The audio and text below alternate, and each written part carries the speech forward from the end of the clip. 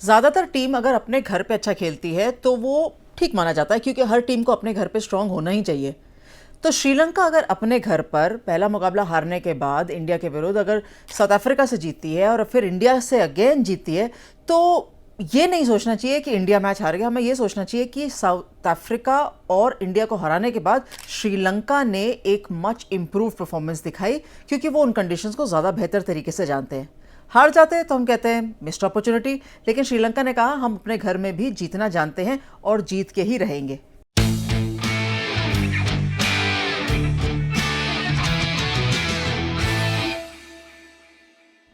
स्वागत है आपका डिफरेंट स्ट्रोक्स में।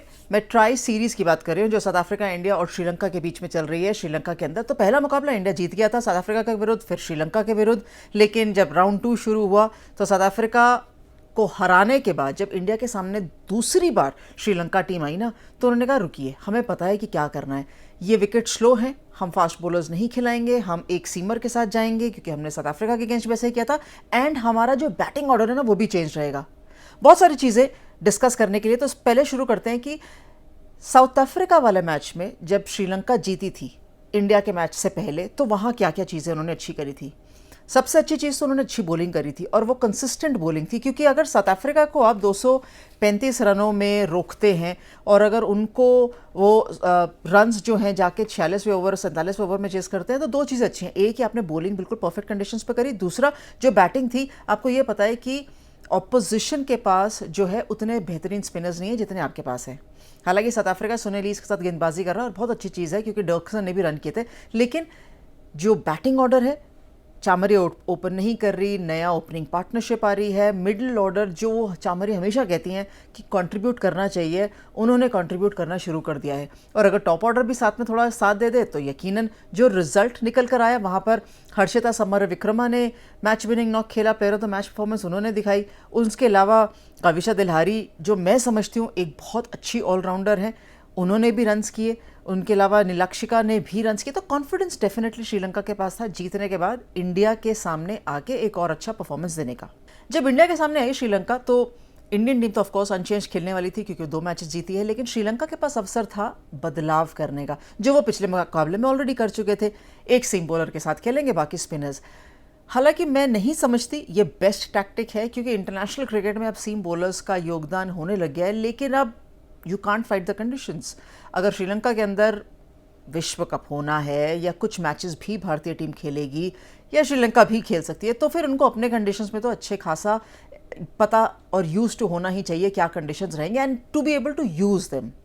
हालांकि स्लो पिच पर भी आप सीम बॉलर का इस्तेमाल कर सकते हैं, डिपेंडिंग की लेंथ कहाँ जाती है। चलिए, भारतीय टीम ने बैटिंग करनी शुरू करी और मुझे थोड़ा सरप्राइजिंग लगा कि इंडिया के काफ़ी सारे प्लेयर्स जो है ना श्रीलंका में खेले हुए हैं। तो वो गर्मी है, विकेट स्लो हैं, पर ये तो बांग्लादेश में भी होता है। जब कंडीशंस आपको अच्छे से पता होते हैं, I again agree, Sri Lanka is not the easiest of condition to play in, but आप थोड़ा सा बेटर इंटेंट दिखा सकते हैं, जो कि फर्स्ट मैच से सेकंड से थर्ड मैच में बेटर दिखा।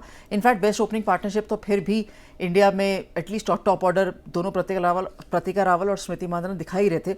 लेकिन उसके बाद लगातार विकेट्स गिरते रहना। Everyone has got starts in that batting order. आप जमीमा को देख लो, हरमन को देख लो, हरलीन को देख लो, everyone has got starts, but capitalization जब तक रिचा की पार्टनरशिप नहीं बनी जाके, जब तक उन्होंने लॉन्ग हैंडल इस्तेमाल नहीं किया, प्रोपेल हुआ ही नहीं स्कोरिंग रेट। तो स्ट्राइक रेट अगर हम नज़र डालेंगे ना, हम देखेंगे कि 50, 60, 70 के आसपास ही स्ट्राइक रेट घूम रहा है। और ये कोई आइडियल वे नहीं है वनडे क्रिकेट खेलने का। अगर हम 300 के आसपास जाना चाहते हैं हर कंडीशन में, तो कम से कम स्ट्राइक रेट तो इंक्रीज़ करने की आवश्यकता रहेगी ना हर एक को। आप 50-60% के स्ट्राइक रेट पे नहीं खेलना चाहते, बिकॉज क्रिकेट हैज़ इवॉल्व। अब हम 180, 200, 220 रन चेज नहीं कर रहे, we are almost chasing 275, 280 plus, and everyone has to contribute, but obviously keeping the strike rate very much in focus. Run obviously काफ़ी नहीं थे बोर्ड पर जो इंडिया ने डाले, एंड अगर इंडिया 275 रन भी बोर्ड पर डाल के कंटेन कर जाता तो मैं समझती क्वालिटी बॉलिंग, लेकिन ऐसा हुआ नहीं।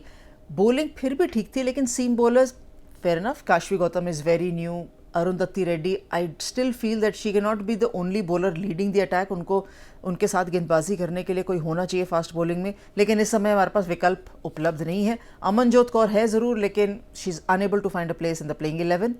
स्पिनर्स हैं, स्नेह राणा, दीप्ति शर्मा हैं ज़रूर, बट फिर भी इतने कम रन्स हैं या 275 रनों पर रोकना आसान काम नहीं है। एंड आई फेल्ट दैट जो batting again Sri Lanka top order ने करी, just there and thereabouts, कभी भी वो 5 सवा 5 से नीचे आया नहीं रन रेट। एंड जब कैपिटलाइज करने की बात आई तो वहाँ पर उनके बैटर्स ने कैपिटलाइज भी किया। जो पार्टनरशिप्स बनी ना, अगर हम इंडियन पार्टनरशिप्स देखें या श्रीलंका पार्टनरशिप्स देखेंगे तो लगेगा हाँ सबने, जैसे इंडिया की पार्टनरशिप बनी थी 51, 42, 52 से तरह पार्टनरशिप्स बनी, लेकिन जो श्रीलंका की बनी वो ज़्यादा कंट्रीब्यूटिंग थी, क्योंकि 78 ऑफ 94 उसने बेस सेट कर दिया, फिर 57 ऑफ 38 उसने और एक्सेलरेट कर दिया। जो पार्टनरशिप्स थी ना वो बड़ी फोकस थी towards chasing down the target, and that was the key for Sri Lanka to beating India. वही एक चीज़ थी, वही एक मार्जिन था जो इंडिया को पास लेके जा सकता था, लेकिन हुआ नहीं। देखिए T20 में एक बार श्रीलंका हरा चुका है। पिछले मुकाबले में समर विक्रमा को प्लेयर ऑफ द मैच मिला था, इंडिया के विरुद्ध के मुकाबले में नीलाक्षी का को प्लेयर ऑफ द मैच मिला है। तो ये कम से कम ये दिखाता है कि श्रीलंका इम्प्रूव कर रहा है, जो कि बहुत अच्छी चीज़ है। इंडिया अपने घर में हम लोग T20 क्रिकेट खेलते हैं और बहुत अच्छे स्ट्राइक रेट से खेलते भी हैं यहाँ पर, तो कहीं ना वो कॉम्प्लीमेंट होना चाहिए वनडे क्रिकेट में भी। सो आई वुड फील कि इस टूर के साथ साथ हमारे जो खिलाड़ी हैं वो इस चीज़ को अपना खेल में इनकॉर्पोरेट कर लें। जीतना हारना तो रिजल्ट की बात है, लेकिन आप कैसे खेलते हैं, कैसे मैच में अपना परफॉर्मेंस दिखाते हैं, you should be looking to just play 1 and 2s। पता रहना चाहिए, कंट्रोल करना चाहिए, क्योंकि अगर हम matches player head to head देखेंगे तो इंडिया के पास एक्सपीरियंस कम नहीं दिखेगा, थोड़ा ज़्यादा ही दिखेगा इन कंपैरिजन टू श्रीलंका, या इवन इन कंपैरिजन टू और giving a good fight even to South Africa. तो कहीं ना कहीं वो स्टेप अप की ज़रूरत है। मुझे लगता है कि कुछ बदलाव हो सकते हैं इस लाइनअप में अगले मुकाबले से पहले भारतीय टीम में, क्योंकि अब इतने सारे खिलाड़ी लेके गए तो उनको खिलाना ज़रूर चाहिए। कौन सा खेलेंगे कौन सा नहीं खेलेंगे वो थोड़ा सा इंतज़ार करना पड़ेगा, but I certainly feel Amanjot Kaur should be played in the playing 11, ऐसा मुझे लगता है। आप बता दीजिए कि आपको क्या लगता है कि अगले मुकाबले से पहले भारतीय टीम चेंज करना चाहिए या नहीं, और कौन सा। लाइक कमेंट शेयर करना मत भूलिएगा, and thanks very much for watching different strokes.